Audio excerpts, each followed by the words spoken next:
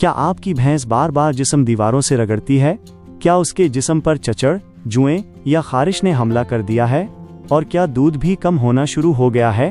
तो आज की ये वीडियो आपके लिए बहुत अहम है, क्योंकि मैं आपको एक ऐसा आजमूदा देसी नुस्खा और चंद मुअस्सिर मेडिकल हल बताऊंगा जिनसे आप अपनी भैंस को चचड़ और खारिश से निजात दिला सकते हैं। लिहाजा वीडियो को आखिर तक ज़रूर देखें, क्योंकि आखिर में मैं एक ऐसी गलती भी बताऊंगा जो अक्सर किसान करते हैं और नुकसान उठाते हैं। अस्सलामुअलैकुम दोस्तों, आप देख रहे हैं पाकिस्तान बफेलो हब।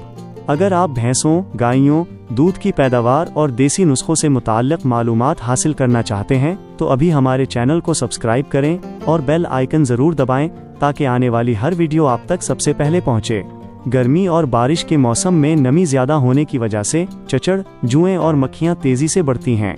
ये जानवर का खून चूसती हैं, जिसकी वजह से भैंस कमज़ोर होने लगती है, दूध कम हो जाता है, जिस्म पर जख्म बन सकते हैं, जानवर बेचैन रहता है और खारिश और एलर्जी पैदा हो सकती है। दोस्तों, एक मशहूर देसी नुस्खा ये है कि 1 कप सरसों का तेल लें, उसमें 2 से 3 अदद काफूर अच्छी तरह पीसकर मिला दें। काफूर मुकम्मल तौर पर घुल जाए तो ये आमीज़ा तैयार है। अब इस आमीज़े को भैंस के उन हिस्सों पर लगाएं जहां चचड़ या खारिश ज़्यादा हो, मसलन गर्दन, कानों के पीछे, दम के नीचे, टांगों के जोड़ और जिस्म के मुतासरा हिस्से पर। ये अमल रोज़ाना 1 मरतबा करें। आमतौर पर 5 से 7 दिन तक इस्तेमाल करने से काफ़ी फ़र्क महसूस होता है।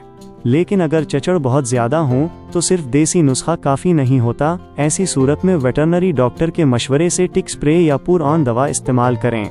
स्प्रे करते वक्त जानवर की आँखों और मुंह को बचाएं। पूरे जिस्म पर यकसा स्प्रे करें और ज़रूरत हो तो 7 से 14 दिन बाद दोबारा स्प्रे करें। यहाँ एक अहम एहतियात याद रखें कि सिर्फ जानवर का इलाज काफ़ी नहीं है, इसके बाड़े, दीवारों और फर्श पर भी जरासीम कश या टिक स्प्रे करना बहुत ज़रूरी है, क्योंकि अगर बाड़े में चचड़ मौजूद रहेंगे तो वो दोबारा जानवर पर हमला कर देंगे।